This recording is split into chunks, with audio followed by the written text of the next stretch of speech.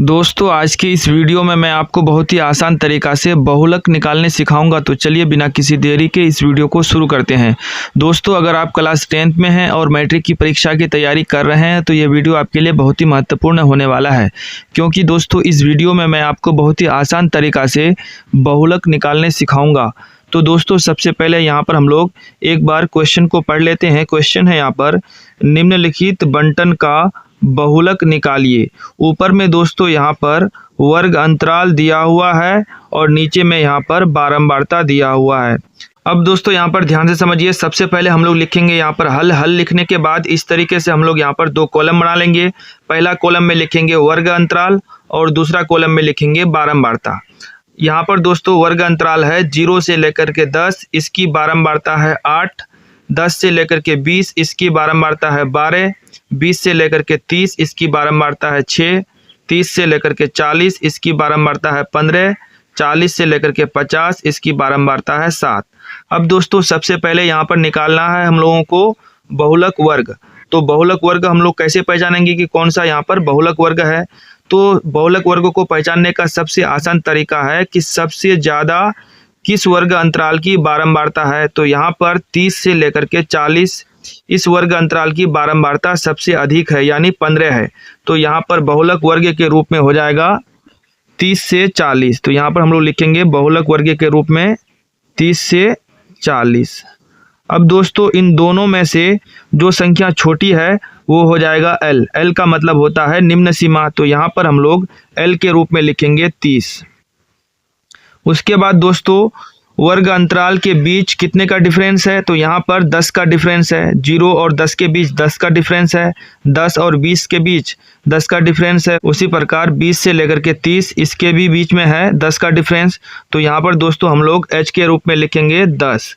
H का मतलब होता है वर्ग माप। उसके बाद दोस्तों यहाँ पर ध्यान से समझिए, क्योंकि बहुलक वर्ग के रूप में है 30 से 40, तो यहाँ पर सबसे पहले लिखेंगे हम लोग F लिखने के बाद ऊपर में भी लिखेंगे यहाँ पर F और नीचे में भी लिखेंगे F। अब यहाँ पर हम लोगों को समझना है कि F0 कौन सा होगा, F1 कौन सा होगा और F2 कौन सा होगा। तो यहाँ पर सबसे पहले दोस्तों हम लोग लिखेंगे 0। F0, 0 के बाद होता है 1, 1 के बाद होता है 2, यानी दोस्तों F0 का मान हो जाएगा 6। तो यहाँ पर लिखेंगे हम लोग 6। उसके बाद F1 का मान लिखेंगे हम लोग यहाँ पर 15। उसके बाद F2 का मान लिखेंगे हम लोग 7। अब दोस्तों यहाँ पर ध्यान से समझिए। सबसे पहले हम लोग लिखेंगे यहाँ पर बहुलक का सूत्र। तो बहुलक का सूत्र होता है L plus F1 minus F0 बटे 2F1 minus F0 minus F2 गुना H। तो सबसे पहले दोस्तों यहाँ पर हम लोग बराबर का निशान दे देंगे। बराबर का निशान देने के बाद हम लोग यहाँ पर L का मान लिखेंगे। तो L का मान है यहाँ पर 30।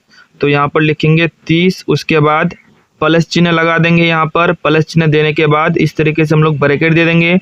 ब्रैकेट देने के बाद यहाँ पर लिखेंगे हम लोग ऊपर में F1 माइनस F0। F1 का मान है यहाँ पर 15। तो यहाँ लिखेंगे 15 माइनस F0। तो F0 का मान है यहाँ पर 6। तो यहाँ लिखेंगे 6। उसके बाद बटे के रूप में लिखेंगे हम लोग 2F1। तो सबसे पहले 2 लिखेंगे। 2 लिखने के बाद यहाँ पर गुना का निशान दे देंगे। F1 का मान लिखेंगे। तो F1 का मान है 15। उसके बाद फिर यहाँ पर हम लोग माइनस चिन्ह लगा देंगे। F0 का मान है 6। फिर से यहाँ पर हम लोग माइनस चिन्ह लगा देंगे। माइनस चिन्ह लगाने के बाद यहाँ पर हम लोग लिखेंगे F2 का मान। तो F2 का मान है यहाँ पर 7। उसके बाद दोस्तों ब्रैकेट को बंद कर देंगे। ब्रैकेट को बंद करने के बाद यहाँ पर हम लोग गुना का निशान दे देंगे। गुना का निशान देने के बाद हम लोग यहाँ पर लिखेंगे H का मान। तो H का मान है यहाँ पर 10। अब दोस्तों यहाँ पर ध्यान से समझिए। सबसे पहले हम लोग यहाँ पर बराबर का निशान दे देंगे। 30 के बदले लिखेंगे यहाँ पर 30। उसके बाद प्लस चिन्ह लगा देंगे। यहाँ पर ऊपर में हम लोग 15 से 6 को घटाएंगे तो यहाँ पर हो जाएगा 9। उसके बाद 2 को 15 के साथ गुना करेंगे तो हो जाएगा 30। उसके बाद यहाँ पर हम लोग इन दोनों संख्या को जोड़ देंगे। -6 माइनस 7 हो जाएगा यहाँ पर -13। उसके बाद गुना लिखेंगे हम लोग 10। गुना दे करके हम लोग यहाँ पर लिखेंगे 10। उसके बाद दोस्तों यहाँ पर हम लोग बराबर का निशान दे देंगे। अब यहाँ पर लिखेंगे सबसे पहले हम लोग यहाँ पर लिखेंगे हम लोग 30। उसके बाद प्लस चिन्ह लगा देंगे। अब यहाँ पर लिखेंगे सबसे पहले हम लोग यहाँ पर ऊपर में 9 लिखने के बाद नीचे में यहाँ पर हम लोग 30 से 13 को घटा देंगे तो यहाँ पर हो जाएगा 17। उसके बाद गुना लिखेंगे यहाँ पर हम लोग 10। अब दोस्तों यहाँ पर सबसे पहले हम लोग बराबर का निशान दे देंगे। बराबर का निशान देने के बाद यहाँ पर लिखेंगे हम लोग 30। 30 लिखने के बाद प्लस का चिन्ह लगा देंगे। 9 को 10 के साथ गुना करेंगे तो हो जाएगा 90। उसके बाद बटे के रूप में लिखेंगे हम लोग यहाँ पर 17। अब दोस्तों यहाँ पर ध्यान से समझिए, सबसे पहले हम लोग यहाँ पर बराबर का निशान दे देंगे। 30 को 17 के साथ गुना कर देंगे तो हो जाएगा 510। उसके बाद यहाँ पर हम लोग प्लस चिन्ह लगाएंगे। प्लस चिन्ह लगाने के बाद लिखेंगे हम लोग यहाँ पर 90 और नीचे में लिखेंगे यहाँ 17।